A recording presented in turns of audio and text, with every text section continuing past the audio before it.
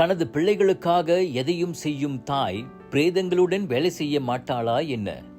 ஆம், தனது கணவரின் மறைவுக்கு பிறகு குழந்தைகளை வளர்க்க வேண்டும் என்ற கடப்பாட்டில் தற்போது சீன மயானத்தில் பிரேதங்களை சுத்தம் செய்யும் தாய் தேவியின் மகள்தான் அண்மையில் வெளியான SPM தேர்வில் 9 ஏக்களை பெற்ற துர்கா தேவி சமரசம். பல தெய்வங்கள் இருப்பினும் அன்னை போல் நம்மை காக்கும் தெய்வம் பூமியில் ஏதும் இல்லை என்பார்கள். அதே போல தனது 9 வயதில் தந்தையின் மறைவுக்கு பின் குடும்பத்தை காப்பாற்ற தான் பயின்ற தமிழ் பள்ளியில் தொடக்க கட்டத்தில் தன் அம்மா தேவி முனுசாமி துப்புரவு பணியாளராக வேலை செய்ததாக கூறுகிறார் துர்கா தேவி சமரசம். Last my dad when I was 9. நான் 9 வயசில் இருக்கும்போது அப்பா இறந்துட்டார். ஸோ அம்மா எடுத்தோட அம்மாவுக்கு வேலை கிடைக்கல. பிகாஸ் அம்மா என்னையை பார்த்துக்கணும், அக்காவை பார்த்துக்கணும்னு இருந்துச்சு. ஸோ அதனால் அம்மா க்ளீனர் வேலைக்கு போனாங்க. ஸோ அவங்க க்ளீனராக வேலை செய்யும் போதே அவங்க ஸ்டார்ட் பண்ணது என் ஸ்கூலில் தான். என் ஸ்கூலில் இருந்து தான் அவங்க க்ளீனராக வேலை செஞ்சாங்க. ஸோ நான் அவங்கள பார்த்து தான் நான் படிக்க முடிஞ்சு. ஏன்னா நான் இங்கே இருக்கும் போதே எங்கள் அம்மா மின்னுக்கு குப்பை அள்ளுறது, டாய்லெட் க்ளீன் பண்ணுறது, அந்த மாதிரி இருக்கும் போது மனசில் கொஞ்சம் கஷ்டமாக இருந்துச்சு. ஸோ அவங்க ஸ்ட்ரகிள்ஸ் பார்த்து தான் நான் அது படிக்க ஸ்டார்ட் பண்ணேன். தாயின் கடின உழைப்பை பார்த்து வளர்ந்ததால் கல்வி மட்டுமே எனது தலையெழுத்தை மாற்ற முடியும் என்பதை நன்கு உணர்ந்து கொண்டேன். அதனால் தான் முழு மூச்சுடன் கல்வி கற்றேன் என்கிறார் செராஸ் ஸ்ரீ பின்தாங் ஸ்லாத்தான் இடைநிலைப் பள்ளியைச் சேர்ந்த துர்கா தேவி. எனவே ஒவ்வொரு மாணவரும் தங்கள் பெற்றோரின் கடினமான வாழ்க்கை பயணத்தை சற்று உற்று நோக்கினாலே தங்களது கல்வி பாதையிலிருந்து தவற மாட்டார்கள் என்கிறார் பயோகெமிக்கல் இன்ஜினியரிங் துறையில் மேற்கல்வி பயில நினைக்கும் துர்கா தேவி. ஜஸ்ட் அவங்க அப்பா அம்மா ஸ்ட்ரகிள் பார்த்து தான். ஏன்னா அவங்க நிறைய ஹோப் வச்சுருப்பாங்க, எக்ஸ்பெக்டேஷன் வச்சுருப்பாங்க. நம்மளால முடியாதுன்னு சொல்லிட்டு நம்ம அவங்கள ஹர்ட் பண்ணக்கூடாதுல்ல. ஸோ அவங்களுக்காச்சும் நம்ம கொஞ்சம் எஃபர்ட் போட்டு படிக்கிறது தப்பு. தாயாக நான் என் கடமைகளை செய்தேன். ஆனால் எனக்கு பக்கபலமாக இருந்தது எனது அண்ணன் கிறிஸ்தவ மூர்த்தி மற்றும் அண்ணி பிலோமினா தான் என்கிறார் தேவி. தனது குழந்தையின் கல்விக்கு புத்தகம் வாங்கி கொடுப்பது முதல் பிரத்யேக வகுப்புக்கான கட்டணம் கட்டுவது வரை அவர்கள் செய்த உதவியும் தான் தனது மகள் 9 ஏக்கள் பெற வழிவகுத்ததை நன்றியுடன் நினைவு கூறுகிறார் இவர்.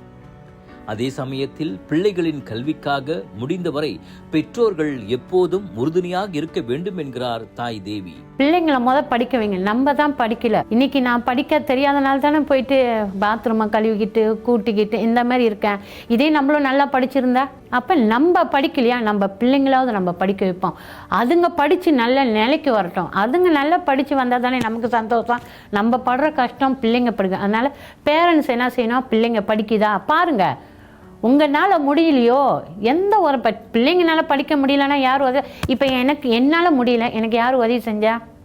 எங்கள் அண்ணன் தான் முன்னுக்கு நின்று அதுக்கு எல்லாமே பார்த்தேன். அதேமாரி உங்களால் முடியலையா, ஏதாவது ஒரு வழியாக பாருங்க. ஏன்னா பிள்ளைங்க படிக்கணும். பெற்றோர் படும் வழியை உணர்ந்த பிள்ளையால் மட்டுமே தனது வெற்றியின் மூலம் அவர்களை சந்தோஷப்படுத்த முடியும். அப்படிப்பட்ட ஒரு வெற்றியை அடைந்துள்ள துர்கா தேவியின் பயணம் இந்த 9 ஏக்களோடு நின்று விடாது என்பது திண்ணம். இவர் மென்மேலும் பல சாதனைகள் படைக்க வணக்கம் மலேசியாவின் மனமார்ந்த வாழ்த்துகள்.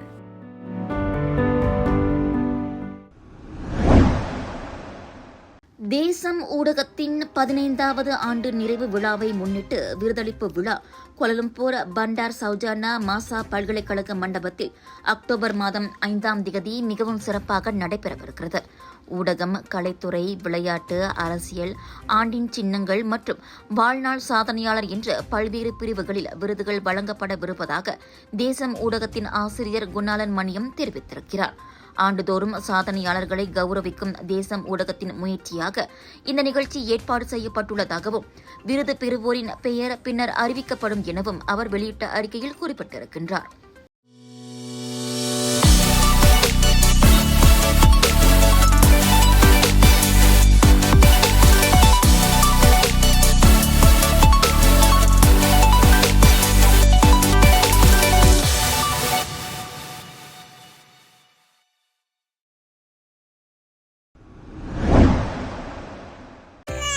சுவாச பிரச்சனை, சளி, இருமலுக்கு உகந்த தீர்வு சைலஜா பேபி ஹெர்பல் கிரீம். துளசி, கரிஞ்சீரகம், கிராம்பு போன்ற மூலிகைகளால் கொண்டு தயாரிக்கப்பட்டுள்ள சைலஜா பேபி ஹெர்பல் கிரீம் உங்கள் குழந்தைக்கு சிறந்த தேர்வு. என் மகளை ஏன் அப்படி செய்தாய் என கேட்டு 28 வயது தாய் ஒருவர் கதறிய காட்சி பேராக் ஈப்போ மஜிஸ்ட்ரேட் நீதிமன்றத்தில் இருந்தவர்களின் மனதை இன்று நிகழ வைத்தது. மகளின் மரணம் தொடர்பான குற்றச்சாட்டுக்கு பின் நீதிமன்றத்திலிருந்து வெளியே வந்த பெண் ஒருவரை பார்த்து சித்தி நூர் ஹிடாயத்துல் அக்மர் முகமது ஜம்ரி எனும் அப்பெண் கதறினார். முன்னதாக அவ்வழக்கில் குற்றச்சாட்டை எதிர்நோக்கியுள்ள 28 வயது வான் ஃபத்திமா ஜாரா வான் அப்துல்லாவுக்கு எதிராக மாஜிஸ்ட்ரேட் எஸ் புனிதா முன்னிலையில் குற்றம் சாட்டப்பட்டது. எனினும் அவரிடமிருந்து இன்று வாக்குமூலம் எதுவும் பதிவு செய்யப்படவில்லை. இம்மாதம் 5ஆம் தேதிக்கும் 10ஆம் தேதிக்கும் இடைப்பட்ட காலத்தில் சிலிபின் தாமான் மல்காப்பில் உள்ள வீட்டொன்றில் 5 வயது ஈமான் எடிலியா யுசுலாப்பிற்கு மரணம் விளைவித்ததாக ஜாரா குற்றச்சாட்டை எதிர்நோக்கியுள்ளார். குற்றம் நிரூபிக்கப்பட்டால் மரண தண்டனை அல்லது 30 முதல் 40 ஆண்டுகள் வரையிலான சிறை தண்டனையுடன் 12 பிரம்படிகளும் விதிக்கப்படலாம். ஜாராவை உத்தரவாதத்தில் விடுவிக்க நீதிமன்றம் இன்று அனுமதி வழங்கவில்லை. இவ்வழக்கு விசாரணை ஆகஸ்ட் மாதம் 28ஆம் தேதி செவிமடுக்கப்படும். முன்னதாக வளர்ப்பு மகளை துன்புறுத்தி மரணம் விளைவித்த குற்றம் தொடர்பில் போலீசார் இம்மாதம் 10ஆம் தேதி பேராக் சிலிபினில் தம்பதியை கைது செய்ததாக ஊடகங்கள் செய்தி வெளியிட்டிருந்தது குறிப்பிடத்தக்கது.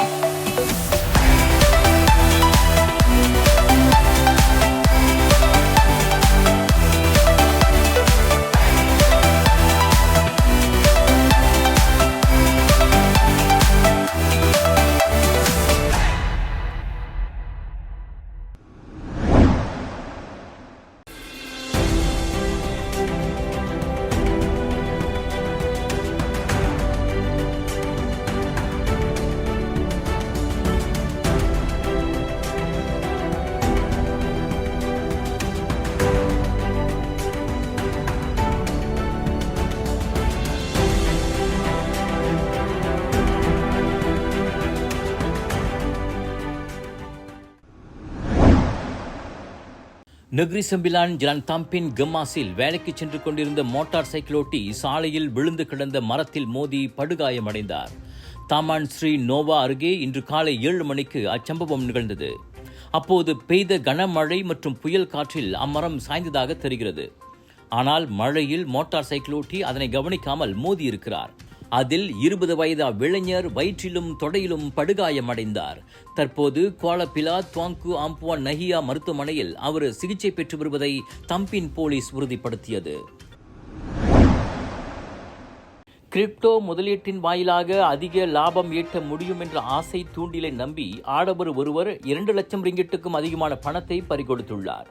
குறைந்தபட்சம் 500 ரிங்கிட்டை முதலீடு செய்தால் அந்த மூல பணத்திலிருந்து 20 விழுக்காடு லாபமாக வழங்கப்படும் என உறுதியளிக்கப்பட்டதை நம்பி அந்த 54 வயது ஆடவர் ஏமாந்ததாக பத்துபஹாட் போலீஸ் துணைத் தலைவர் ஷாருல் அனுவார் முஸ்ஹடாட் அப்துல்லா சானி தெரிவித்தார். முதலில் 10,500 ரிங்கிட்டை 2 வேறு வங்கிக் கணக்குகளில் செலுத்திய அவ்வாடவருக்கு அதன் வாயிலாக 12,222 ரிங்கிட் 82 சென்ட் லாபம் கிடைத்துள்ளது. அதனைத் தொடர்ந்து மேலும் அதிகமான லாபத்தை ஈட்ட வாட்ஸ்அப் வாயிலாக தொடர்பு கொண்ட நபரின் உத்தரவுப்படி இம்மாதம் 8ஆம் தேதி முதல் 14ஆம் தேதி வரை 3 வெவ்வேறு வங்கிக் கணக்குகளில் அவ்வாடவர் 2,17,000 ரிங்கிட் பணத்தை செலுத்தியுள்ளார். எனினும் அதற்கான லாபத்தை அவர் மீட்க முற்பட்ட போது அவரது கிரிப்டோ கணக்கு முடக்கப்பட்டு விட்டதாகவும் அதனை விடுவிக்க வேண்டுமானால் மேலும் 2,25,000 ரிங்கிட்டை செலுத்த வேண்டும் எனவும் அந்நபர் பணித்ததை தொடர்ந்து சந்தேகம் எழுந்ததால் பாதிக்கப்பட்டவர் போலீஸ் புகார் செய்துள்ளார். குற்றவியல் சட்டத்தின் 420வது பிரிவின் கீழ் அச்சம்பவம் விசாரிக்கப்படுகிறது.